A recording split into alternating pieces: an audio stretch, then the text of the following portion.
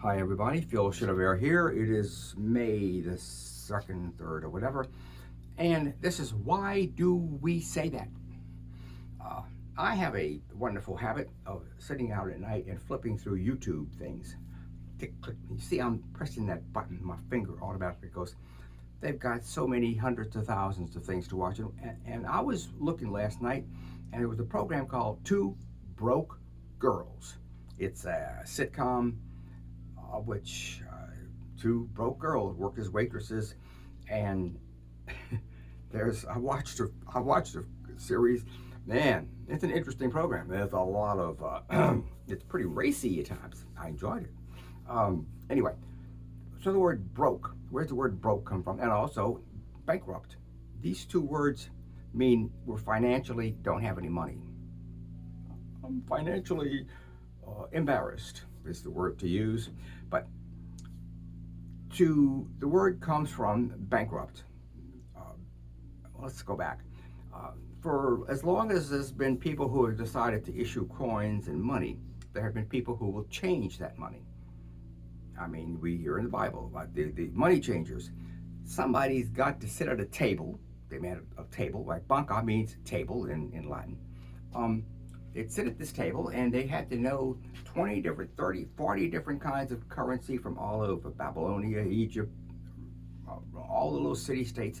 Look at these coins and say, well, I'll give you 6 of these and 12 for a rupee, and make that decision right on the spot as to what they were going to change the money. And also, they would make loans too. Now,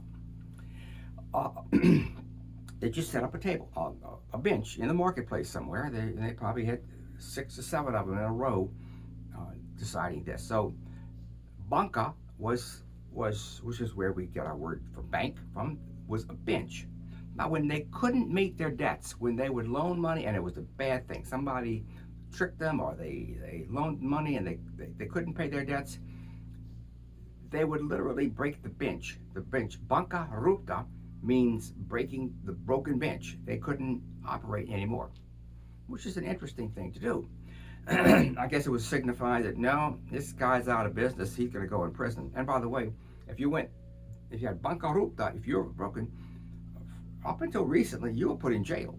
It was a criminal offense to do that. You couldn't do that. You were put in debtor's prison until you could pay your debts. So let's get back to this word broke. To break the bench meant that you were insolvent. You couldn't do it anymore. So bankrupt comes from bancarupta, and it began to be used, it was used for thousands of years, but in English, I guess since the 17th century, to mean bankrupt, can't do business anymore. And of course the word broke comes from that. To break means I'm broke, I got no money. And it kind of associated down the line to mean I don't have any money, honey. So that's it, folks. Two Broke Girls. It was an interesting program. Lots of innuendos. I mean, tons of them, folks. And even I, who don't know much about all that, understood some of them, which is kind of scary. This is Phil Shinover with Don't Go Bankrupt unless you really want to, unless you're a corporation. By the way, the first country to declare bankruptcy was Spain in the 16th century. I think he did it like 2 or 3 times in 1 year. Interesting. Bye-bye, folks. Have a good day.